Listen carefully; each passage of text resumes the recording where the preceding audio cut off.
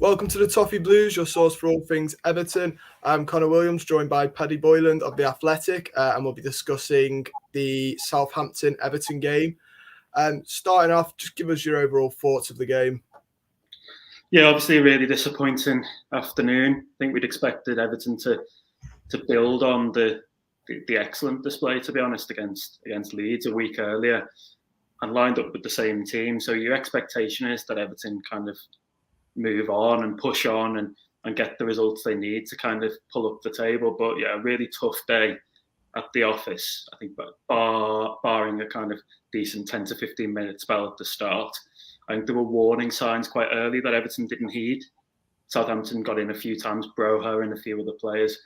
And it just seemed that they were so slow, really, to cotton on to what Southampton were looking to do. So, yeah, a really, really disappointing day, and obviously hasn't helped kind of any lingering fears of relegation. Yeah, obviously you've mentioned the lingering fears. Give us your thoughts on all of that. Obviously, another loss, added to the table, but we've just been speaking then about Brentford. Just give us your thoughts on the relegation battle and if you think we're at any danger of getting sucked into that bottom three. Yeah, I said on Twitter yesterday that I think it's any 3 from 6. And that was purely because I can't count properly. It's 3 from 7 if you include Brentford in 14th. I think what they've got going for them, but that might also in the end count against them, is that they've played certainly 3 games more than Everton and are only 2 points ahead. And we were just saying off air that I think they're probably more comfortably the worst side that's come to Goodison so far this season. But probably also they've probably delivered the worst display against Everton, period, this season as well, even when you include games against Championship opposition like Hull and Huddersfield, QPR. I thought they had very little going for them and obviously made it very easy for Everton in Lampard's first game in charge. So I think Brentford could get sucked in. Burnley seem to just be starting to pick up with Weghorst and Maxwell Cornet up front. So, I mean, they've left themselves a lot to do, Burnley, but I think the kind of momentum is trending in the right way. Watford obviously pulled the results out of the bag away at Villa. So it's very, very tight. It's 3 from 7. Leeds, Everton, Brentford might all still obviously get sucked in. You've just got to rely on, with Everton, I think it's a case now of while they're on 22 points after 23 games, which is obviously painfully low from an Everton perspective, nowhere near where you would expect them to be at this point in the season. But you're probably looking at another four-ish wins from the remaining games to get them over the line. And you'd have to bank that the crowd at Goodison and the quality eventually of a Calvert-Lewin, Damari Gray, Richarlison may well tell her. Maybe that's the kind of the blue tinted specs talking, mate. I don't know. Well, you mentioned 2 good points. Firstly, though, that this isn't where you'd expect this team to be. Obviously, this season's been, I think it's fair to say, one that we'd like to forget. But I've been saying this a couple of times. Obviously, people have been saying that the team's not very good. But there are about 6-7 individuals in the team who I'd say are very, very high quality football players in terms of Calvert-Lewin when he's fit, Richarlison, Pickford, Allen, I would say, is still a good footballer, Decore. What do you think caused just such an implosion in the Everton squad for us to be this far down the table? It's a bit of everything. I know that's a cop-out answer, but you mentioned all the players you mentioned there have been injured at one stage or another. I was watching Calvert-Lewin on Saturday, and by his own admission, he's not yet fully fit. So you've been without your main source of goals for long swathes of the campaign. Richarlison's missed time, terrible tackle from Tarkowski in the first Burnley game. But right the way through, Yerry Mina, Abdoulaye Doucouré, Damari Gray. Even on Saturday, you're effectively missing your best central defender in Yerry Mina, for my money, and your best central midfielder in Doucouré. These are substantial hurdles to overcome. Not a perfect squad by any stretch of the imagination. Obviously, top-heavy in certain areas, looking at left wing in particular, where there's probably about 4 or 5 lads that all want to play off the left and come inside on their right foot. But then other areas where you've got Mikalenko and nobody else at left back. So an imbalanced squad. And that's the product, obviously, not just of this season, but also, I would say, it's basically the legacy of the Mashiri regime in its entirety since 2016. Poor decisions off the field, poor managerial choices, poor coaching, let's be honest, Rafael Benitez was not a success at Everton. Farhad Moshiri was basically told by anybody who we'd listened to that Benitez wasn't likely to be the right man, and obviously quite a lot of supporters were against that. But I don't think anybody could have foreseen just how bad he would do with Everton, and he's left them in a difficult situation where they're obviously low down the table, but looking now to go in a completely different direction under Frank Lampard. And I think there's bound to be teething problems for every. I think I wrote recently on the Athletic, our website, for every Brentford or Leeds game, there's going to be a Newcastle, or sadly on Saturday a Southampton, and that's just what's going to happen when the side goes from playing no football at all to passing out from the back week in, week out. So a bit of a cop-out, but I think everything has been a perfect storm. At one point on Sunday, in the face of the literal storm that's engulfing the UK, I was even thinking about Rodrigo on the left touchline firing in a cross at Ellen Road and thinking, bloody hell, really everything is going against Everton at the moment. This is going to drag Leeds back into the game. It's been everything. It's been everything, and I think that's the difficulty now. It's almost kind of about stumbling over the finish line this season and picking up the pieces and trying to start kind of a rejuvenation in earnest, because there's lots of lessons to learn from this season, and not many of them are. Well, let's be honest, not many of the things we've learned are particularly positive. No, and it's interesting you said about rejuvenation, because there were a couple of fans that been saying for a while that we need a restart, we need a reset, and like you said, from Benitez, obviously players had left under him, medical staff had left, quite a few staff had left who he brought in his own, then they've left. Yeah. So essentially, not the way fans would like, but we are having a reset of some sorts. Frank Lampard's come in, brought in a lot of his boys, Ashley Cole, a couple from Chelsea, Paul Clement, which I think is a really clever assistant manager to have on the side. So I think it is a matter of I think we could see a new Everton next season, and one that hopefully fans want. Yeah, I mean, certainly more of the kind of football that I would like to see from an Everton side. If you want to harness the Goodison crowd, for example, I think it needs to be aggressive, positive front foot football. That's obviously what's helped in recent games. When you look at some of the recent home matches, not being able to do it away from home, which I'd say is Lampard's probably biggest challenge in the final few months of the season. Get that right, and they'll definitely survive. But I mean, you look there at what Lampard brought in, and I think the appointment of Joe Edwards from a coaching perspective is obviously a big boost. Paul Clement's an experienced head and is playing a very hands-on role. If we're being honest, when we look at the set pieces, some of the good early work there, kind of quite visibly trying to tell Andre Gomez to stay in position on Saturday, midway through the second half against Southampton. Ashley Cole bringing his kind of expertise and his status. So I've been quite enthusiastic, really. I'm quite positive about the backroom staff appointments, and that's one thing. I think Lampard plays a style of football that eventually could bring success at Everton in one way, shape, or form. There's still a lot of work to do, though, and I'm not just talking about the squad there, which obviously needs reinforcement over the summer, but you touched briefly there on Marcel Brand's leaving, and not just Marcel Brand, but the whole kind of recruitment structure at that level just below him. There's no recruitment structure. There's no real development structure because Greta Steinson left as well. There's a lot of appointments to be made and a lot of ground to cover. And I suppose the bulk of that work is going to have to happen over the summer. And that's why I talk about rejuvenation then. I think for now, there's one focus alone on the pitch, and that's just surviving, being a Premier League outfit and living to fight another day. Yeah, and obviously you mentioned about that, and I believe the strategic review is still going underhead. I hear reports every now and then that still is ahead. The last I know, I don't think I've seen anyone say who's doing the strategic review. I think it's just an in-house thing. Hopefully that answers some questions, because I know people have had sort of criticisms against the academy as well, and the lack of players we see come into the first team. And there's the report last year that Brands had gone down and told them you should be playing the same tactics and formation as the first team, which worryingly should be something that teams do, beyond, before then. Yeah, that's an interesting debate, isn't it? Because you've got that kind of Ajax model of every side plays 4-3-3, and and stylistically looks to do things in a similar way.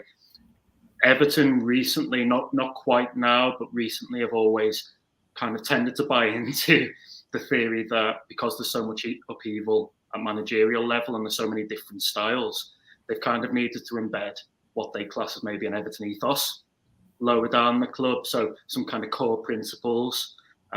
Whether that's right or wrong, that's obviously up for people to debate and discuss. But yeah, that was our report about Marcel Brands talking about playing 4-2-3-1 in conversation with David Unsworth.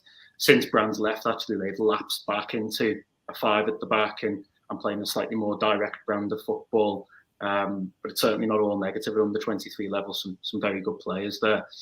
I suppose just a bit of extra detail on the strategic review. Our understanding is that it goes as far down as the academy. So it's everything from should there be a director of football? And to be honest, there probably will be.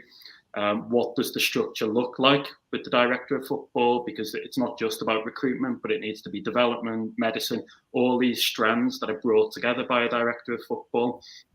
The academy, whether we're bringing through enough players, whether we're playing the right style. All these things, I think, are up for debate. It is in-house.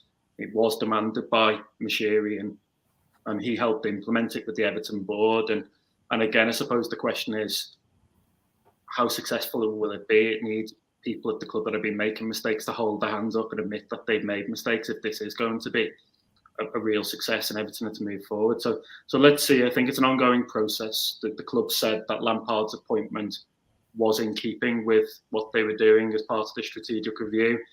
And we're obviously not the whole way there yet because we've still got that Marcel Brands replacement, that Greta Steinson replacement, and various others, if we're being honest, lower down that need to be either replaced or a new structure needs to be brought in. Yeah, I mean, hopefully, like we said, it brings a new change in the summer. There's rumours Tim Cahill is involved in the club, but there's not. I don't know if you know any more about what his involvement is. Apparently, he's alongside the review.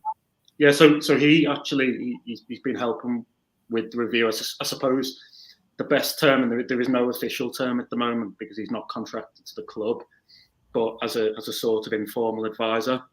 He was obviously in London for that kind of final round of interviews, apprentice style, with Lampard, Duncan Ferguson, and Vitor Pereira the Friday before they hired Lampard. And he had an input there. So he was effectively sitting, in essence, with the other board members, Graham Sharp, Denise Barrett-Baxendale, Bill Kenwright. Farhad Moshiri was there as well. All the kind of the key decision makers to one extent or another at the club. He's actually got a lad at the academy at the moment playing kind of under 15s, under 16s.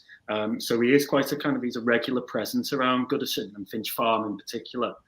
And even last year when he was doing his UEFA coaching badges, he spent time with some of the academy sides, working with Phil Jevons, who's now at Sunderland, various others. So obviously he's a fan favourite. He's somebody that still gets on well with the chairman in particular, cutting his teeth at the moment, working for Aspire in the academy in the Middle East and doing some very good work there, and then obviously involved with Qatar in the World Cup. So I think that's something that they've been looking at quite strongly. Let's see what happens. I don't think anything's cast iron yet, but I wouldn't be surprised if Tim Cahill were to come back at some stage. Maybe not as the top man. Maybe that would be a Steve Hitchin or somebody of a Marcel Brands status, but it'd be good to see him there. That'd be certainly Aspire is kind of more development side, managing things day to day. And I think there is a need for that. It's not just Brands that needs to be replaced, as I said earlier. Obviously, you mentioned, the rounds of interviews and because that was just a crazy sort of period. And it's topped off with Vitor Pereira doing half of his on Sky Sports, it seems. One of the problems that people have said is that too many chefs spoil a broth comes to mind with Everton. And I think it was the Athletic themselves and you yourself that said in the summer that the transfer policy at Everton is it has to go through about 4 people, sort of thing. Do you think that is one of the hindrances that hopefully the club should need to look at in sort of who should be involved in decisions and who is unnecessarily involved? Yeah, absolutely. I think there's a lot of work that can be done there. Everton have spent tons of money, heaps of money since Farhad Moshiri came in. And let's be honest, they've not moved forward. If anything, they've regressed slightly compared to other sides. Part of that, you've got to give credit to Leicester for their savvy recruitment, and more recently Brighton, Brentford, sides like that. But we can only concentrate on Everton, I suppose, and it's not being good enough. The money hasn't been spent in the right way, tangibly, has it, with Everton? So I think that's one criticism that's been levelled at them. Certainly when you change a manager as much as Everton do, I suppose it's not the best idea to allow a manager free reign and total control over transfers, as Benitez had at certain points. Look at his business, and I think it's best summed up for me in Benitez bringing in Salomon Rondon and Andros Townsend. Townsend's done pretty well, all things considered. But the previous manager before him, Ancelotti, wanted James Rodriguez and Alan. Now you can see there that those two styles just aren't compatible at all. And that's the case for a director of football. You need somebody that kind of knits things together. And then when, let's say, for example, a Lampard goes or a Benitez goes, there's a manager that can come in and work with the squad and effectively transition them in the same style. But Everton don't seem to do that. They seem to lurch from one style to another, from one style of player to another. And what that means then is, I mean, look at the starting lineup on Saturday. Seamus Coleman was signed under David Moyes. John Joe Kenny comes from the academy, Anthony Gordon too.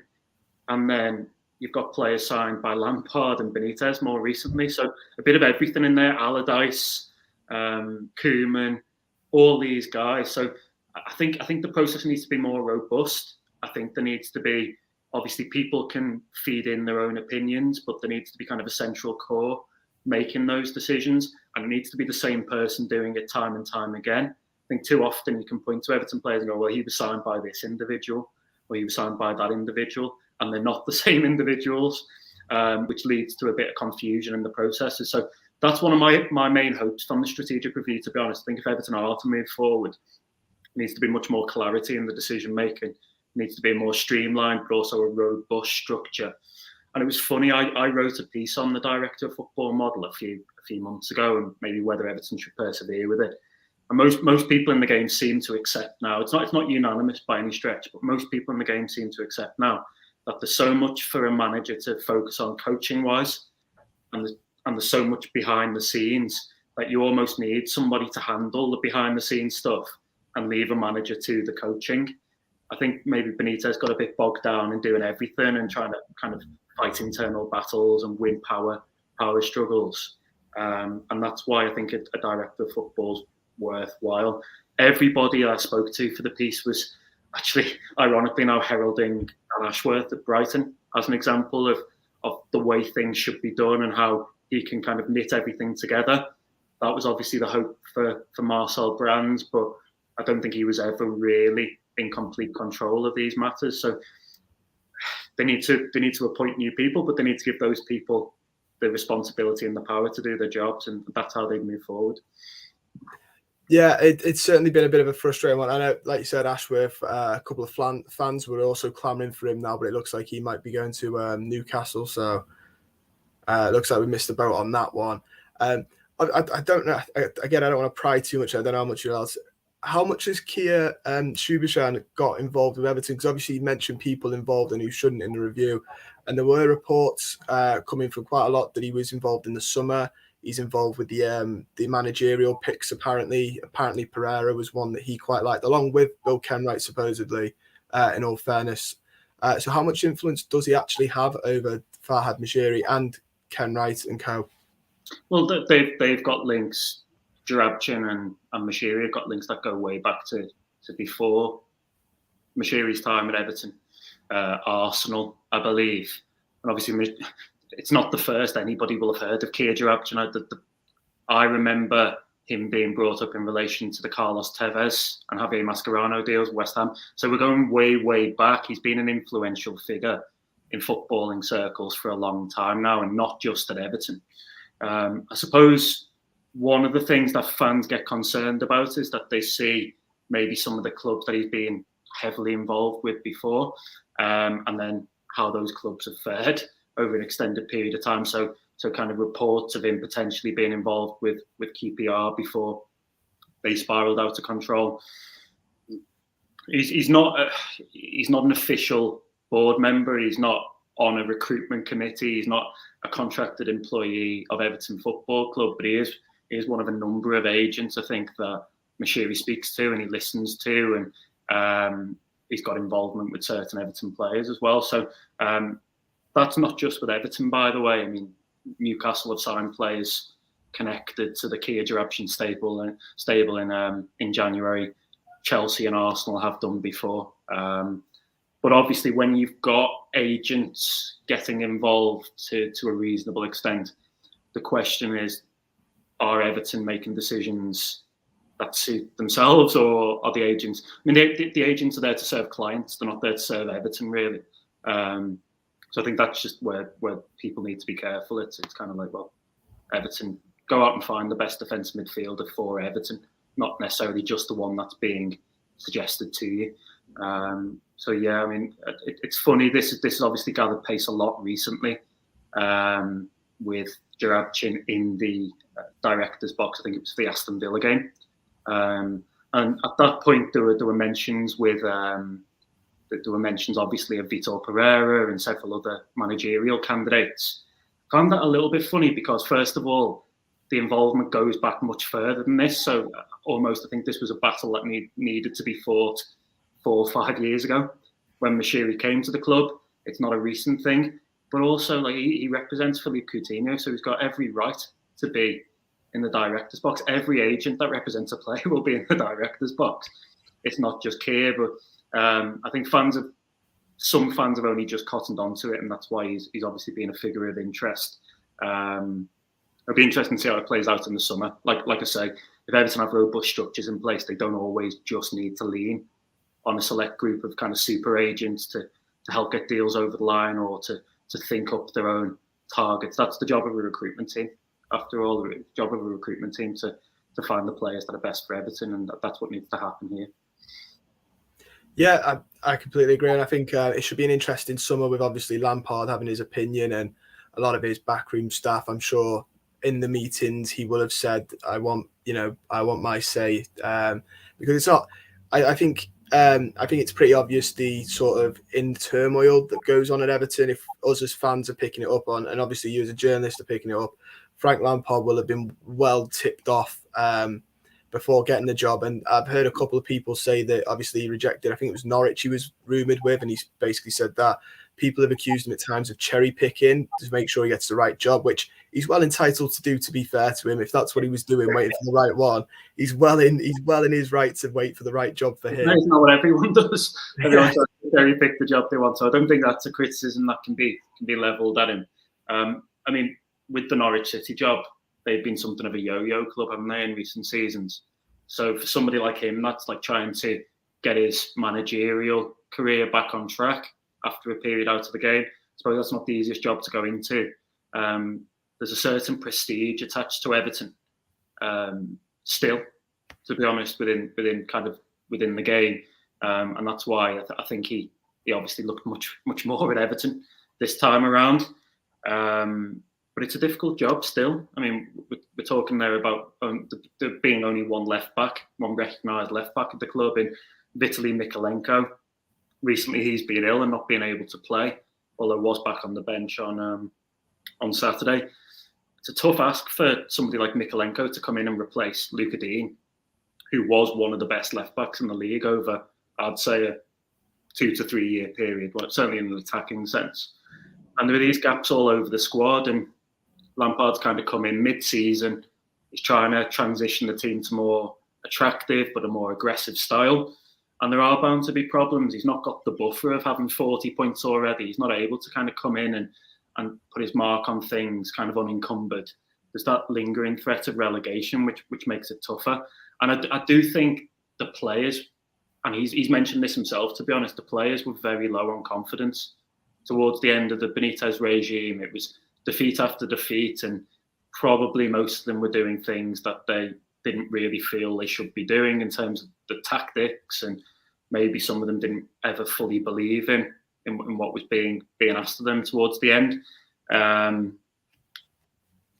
It takes a while, I think, to get the confidence back up, and and to get the squad playing. This style of football that kind of necessitates they're comfortable on the ball and they can play out. Even on Saturday, we saw Andre Gomez trying to do it. Maybe he was fouled, by the way, but Southampton win the ball back and score the first goal.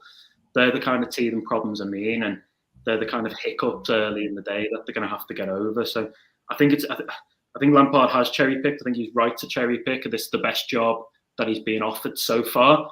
But that's not to say it's without its challenges. I think it is a very tough one to get Everton back to even where a Wolves are at the moment, or a Brighton. There's a long road ahead. Yeah, and that's what I mean. Like he will have picked a job that hopefully he would have said, this has to be right for me as well as right for the club, and that I would hope would mean that he'd go, I get a big say in the transfers because I don't want to be putting pieces together of somebody else's jigsaw. Yeah. Well, that's it. We go back to this not being his squad. This is simultaneously David Moyes, Roberto Martinez, Sam Allardyce, Ronald Koeman, Marco Silva, Rafa Benitez, and Carlo Ancelotti's squad. Even Lampard himself brought in a few towards the end of the window. There's too many influences there, and they're looking to do too many things. So I'm quite intrigued to see where Lampard takes this, because I think if Everton are to play his style long term, they definitely need to look at certainly somebody who's kind of more comfortable on the ball in midfield than an Andre Gomez. I still think the big hole in the squad is the number 6 position. Alan and Doucouré are better when they go and kind of press and try and win the ball back.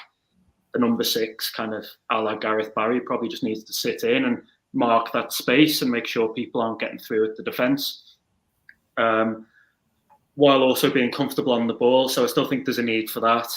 There's probably a need for a right winger. I mean, there's so many. We spoke there about Richarlison and Anthony Gordon and Damari Gray all wanting to play from the left, but who's going to play on the right? It's kind of proper right wingers. You're only looking at maybe Andros Townsend. So there's definitely an area to strengthen there. There is a lot of work to be done this summer, and obviously Lampard does need to have an input when it comes to the kind of players he wants and the style he wants. Under a director of football, it should effectively be Lampard going away and saying, I want a number 6 who can do X, Y, and Z. Go and find me 5 options and we'll discuss them. And when things have worked well at Everton, maybe in the early days of Marco Silva's time or in the early days of Carlo's time, that's what happened between Silva and Brands, or Carlo and Brands. Not always been that way, people not always being on the same page. But Lampard needs to be part of that process, and he's already said he wants to be part of the process with the kind of the strategic review at large, director of football, all those kind of things. They're positives. I think he needs to come in now and kind of stamp his mark on the club and kind of look to take things in his direction. Obviously, he needs to be allowed to do so too. Obviously, you mentioned style, and it's interesting because obviously since he's taken over, I think we've seen the 3-4-3 for the first 2, and then the last 2 we've seen 4-3. We've seen 4-4-2.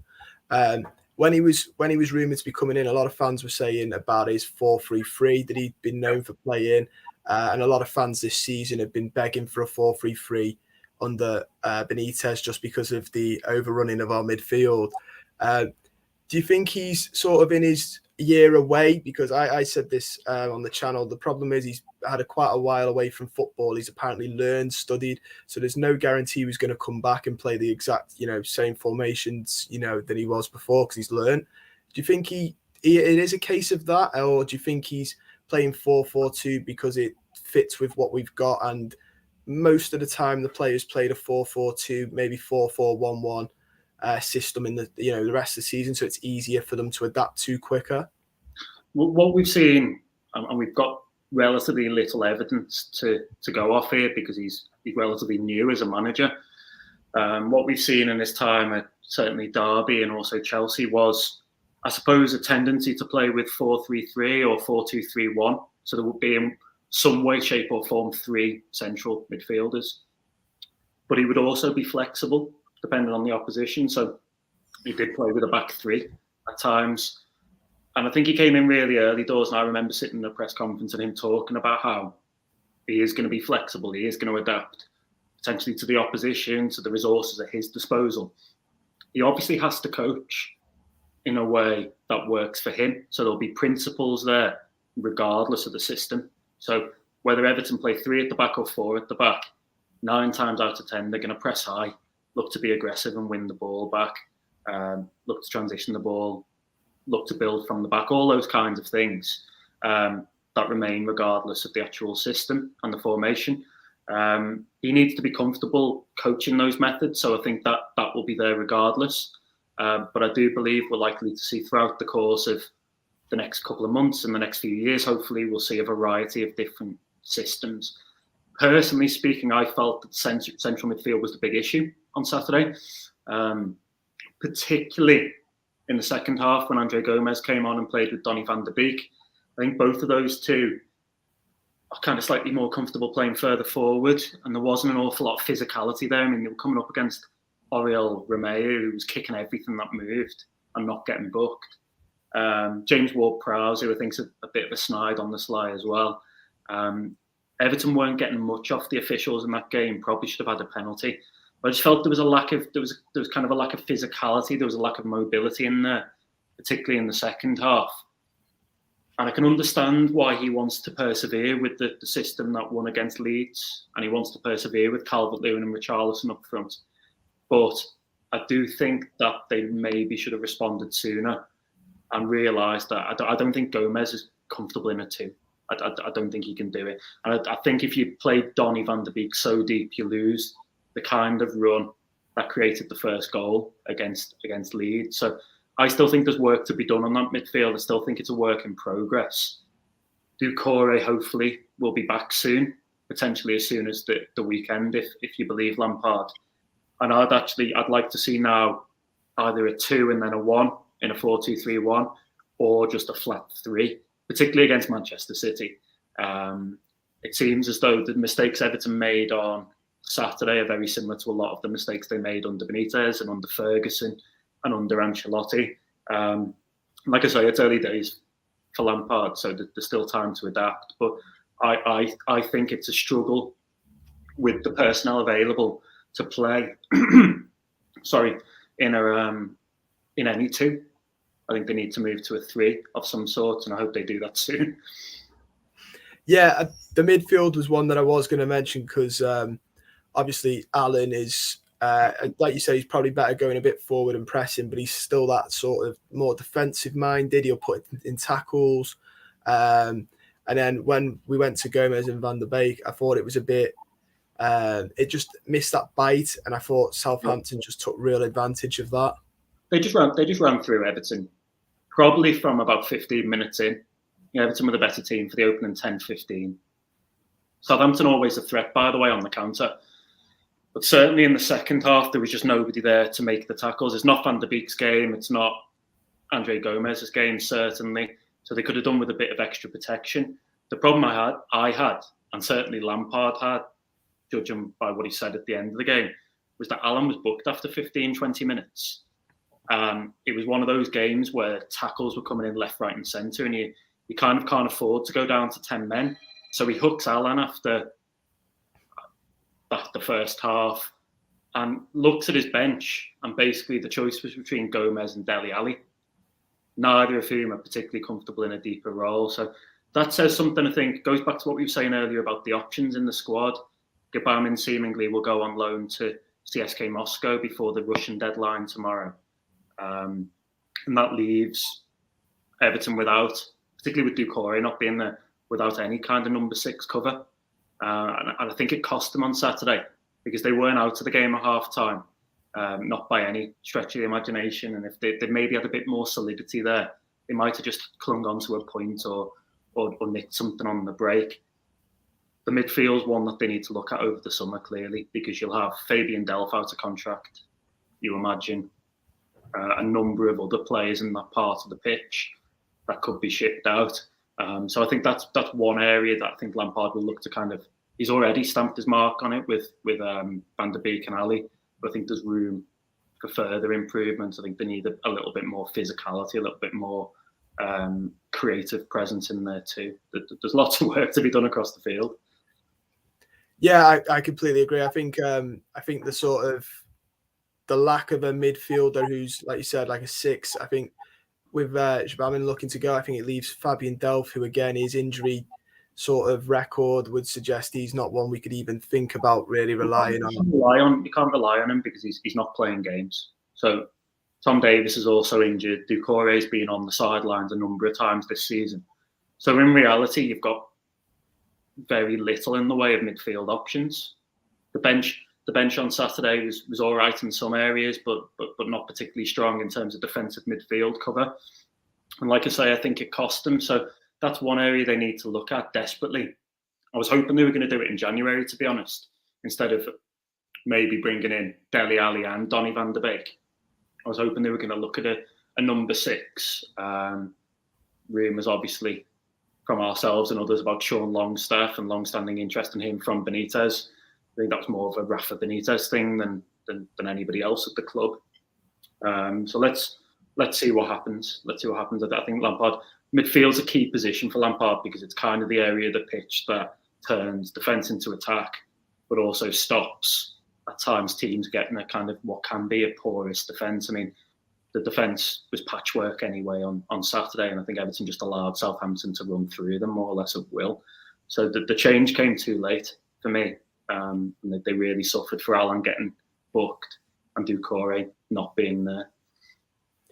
Yeah, we've obviously mentioned the summer, and we've mentioned incomings, and like you said, hopefully a midfielder in the summer. But there are rumours of outgoings as well. Obviously, I think under Benitez, Yerry Mina was meant to be rumoured. I don't know what Lampard personally thinks about it, but obviously Mina's record of injuries again. He's another one. His record means that for how great he is, I agree with you, he's one of our better centre-backs, if not the best, but his record is just so disappointing. And then obviously you've got John Joe Kenny, who makeshift left-back, played well in the last against Leeds. Apparently his contract's up in the summer as well, so not too sure. I don't know if you know anything about if the club are willing to look at his contract or... Lots of these things are up for grabs. I mean, Lampard's had relatively little time with these players and has afforded everyone a kind of a clean slate. I mean, the early indications we were getting from the training videos and from the stuff coming out of Finch Farm was that at times up to 30 players were training in sessions, going down as far as Tyler Anyango, Lewis Dobbin, Reece Welsh recently from the under-23s. Everybody's being assessed, and that makes sense because what works for Benitez isn't necessarily going to work for Lampard and vice versa. So I still think it's early days with those kinds of players.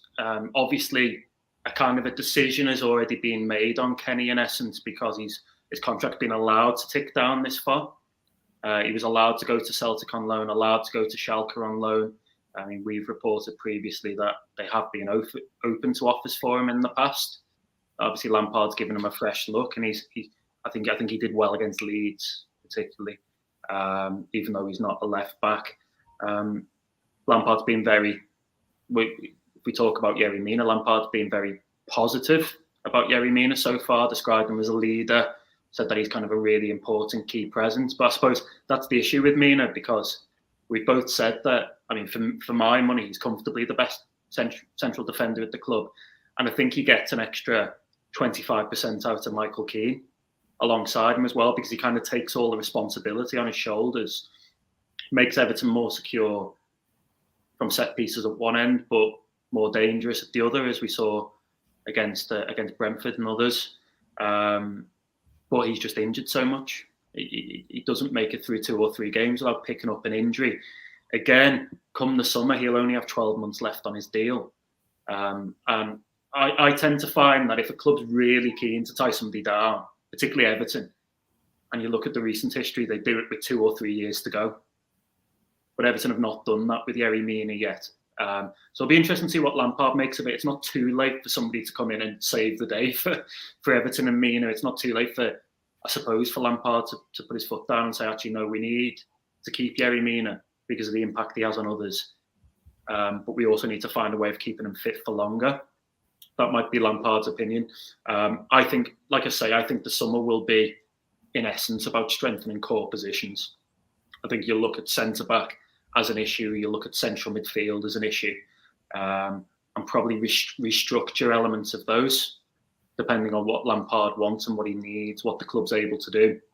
So I think it'll be interesting, to be honest. I think it'll be a really interesting kind of couple of months, and obviously keep us very busy in the media. Obviously, we've mentioned injuries, and it wouldn't be Everton if you didn't mention injuries. It seems to be something we just can't shake, and it doesn't matter who the manager is. Ancelotti had them last year. Benitez had them this year. Do you think that needs to be really looked at? Obviously, Benitez brought in his home man to help with that, but it seems to have not been able to break the Everton curse of just major players just going injured. Yeah, well, Benitez brought in his own men, plural. It was not just the one. Jamie Harley came in from Newcastle, and then soon after a physio came in, and Christian Fernandez, who'd also been with Rafa at Newcastle. I think we've always reported, and we were always aware of Benitez kind of coming in and more or less from day one deciding that Everton were picking up too many injuries. So there was kind of a target on, I think, Danny Donachie's head, the former head of medical from very early doors. And I think anybody who works in the media was particularly surprised when Danny left. He was kind of sacked as part of an ongoing review into the medical structure. My issue with that was, again, going back to directors of football, that's not really a manager's remit these days. It's more a director of football that kind of puts people in place in those positions and makes sure things function properly. If you've got a manager like Benitez who's focusing on kind of what Danny Donachie's doing or what Marcel Brands is doing on the recruitment side, then that's a lot for him to factor into a job that is predominantly coaching players and trying to get the most out of them on the pitch. So I think that's been one of those issues. Those guys have all left with Benitez, obviously. So it's left a little bit of a vacuum that's been filled by, admittedly, some long-serving staff and some very experienced, highly qualified staff. People have been shifted up or people have been shifted across. I asked Lampard about that in the press conference the other week, actually, because I'm intrigued to see what he does. And he just said that these processes are ongoing. They're looking at everything across the club, but that he's very happy with the medical staff at the moment and what they're doing. They're still picking up too many injuries, let's be honest. And part of that is that some of these are injury-prone players. Yerry Mina has had a long history of injuries. Fabian Delph has got a long history of injuries. JP Gabamin, since he came to Everton, certainly a long history of injuries. So kind of sorting those guys out, I think, is a difficult one. What they do need to manage better is kind of, can we get Calvert-Lewin back quicker? Can we get him up to speed quicker? Can we avoid Damari Gray picking up a muscle injury against Newcastle, so on and so forth? Because Damari Gray's been massive for Everton this season. I mean, if you were to do a poll right now on any social media of best Everton players this season, I'd argue he'd be in the top 3, and for some people, potentially 1 or 2. Doucouré, likewise. You can't afford to miss those guys for that amount of time. You're stripping out an awful lot of quality. And I'm still of the belief that if Everton get their best 11 out there and you've got kind of a midfield of Allan, Doucouré, Van der Beek, Richarlison, Gray, Gordon, Calvert-Lewin, a mix of those 3 up front, and Mina and probably Keane or Godfrey at centre-back, you still, that to me is better than anything Brighton have got. It's better than anything at the moment Leicester have got, given the run they're on. I think that's probably kind of comfortably mid-table as a foundation. The issue is when you scratch below the surface and it becomes kind of player X out of position at left back or player Y out of position in midfield. When you scratch below the surface, Everton's squad kind of plummets. It goes from decent quality, players of potential Champions League quality, and Richarlison, Calvert-Lewin, to players that just aren't. Kind of a half-fit Salomon Rondon after China, etc. So that's been a big issue. I think there was probably too much focus on it under Benitez. It was too much of an excuse for what he was delivering and what the players were delivering. Lampard's kind of alluded to it, but I don't think he's going to have the same excuses. And it's something that, again, there's a long list of things we've said they need to address this summer. That's another one. They need to have a look at kind of keeping players fit. No problem. That is all the questions I've got. I just want to say thank you so much, Paddy, for coming on. It's been a pleasure to talk to you. It's been an absolute pleasure, mate. Thank you for coming on. Nice one. Don't forget, guys, to like the video and the stream. Comment down below if you watch it on YouTube later on your thoughts on the Southampton game, and hopefully a better performance against Manchester City.